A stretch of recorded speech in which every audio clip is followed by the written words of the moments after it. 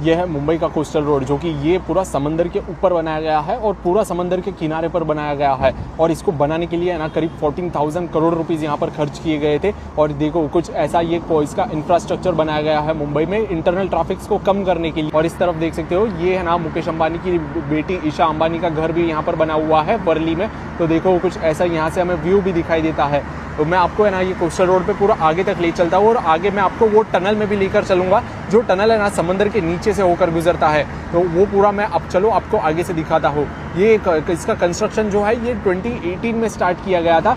और ये है ना पूरा इस जगह पर पहले समंदर हुआ करता था। समंदर में से है ना यहाँ पर कंक्रीट और पत्थर डालकर है ना यहाँ पर पूरा जमीन बनाई गई है और उसी के ऊपर ये पूरा रोड बनाया गया है। और ये जो आप बिल्डिंग देख रहे हो इसका नाम समुद्र महल है। और यहाँ पर पहले है ना नीरव मोदी रहा करता था। और उसके बगल में जो आप बिल्डिंग देख रहे हो वो हर्षद मेहता की बिल्डिंग हुआ करती थी और वो इसी बिल्डिंग में रहा भी करता था। और देखो नीरव मोदी भी यहाँ पर स्कैम करने से पहले ना वो इसी वाले समुद्र महल बिल्डिंग में रहा करता था। और अभी देखो हम वर्ली की तरफ पहुंच चुके हैं। यहाँ पर आगे की तरफ हाजी अली भी है और यहाँ पर भी ये इस कोस्टल रोड की एंट्री एग्जिट होती है। और लेकिन हम यहाँ से स्ट्रेट कंटिन्यू करते हुए आगे मरीन ड्राइव की तरफ जा रहे हैं। और देखो यहाँ पर किसी को अगर एग्जिट करना होता है तो उस तरफ एग्जिट होता है और ये स्ट्रेट हम आगे मरीन ड्राइव की तरफ जाएंगे और वो टनल के अंदर भी जाएंगे। और वो सामने अगर आप देखोगे तो वहाँ पर आपको एंटीलिया टावर्स देखने के लिए मिलेगी, जो मुकेश अंबानी का घर है। लेकिन अभी पोल्यूशन की वजह से देखो आपको है ना सामने की चीज़ें काफ़ी कम दिखाई देगी, लेकिन वहीं पर मुकेश अंबानी जी का घर भी बना हुआ है।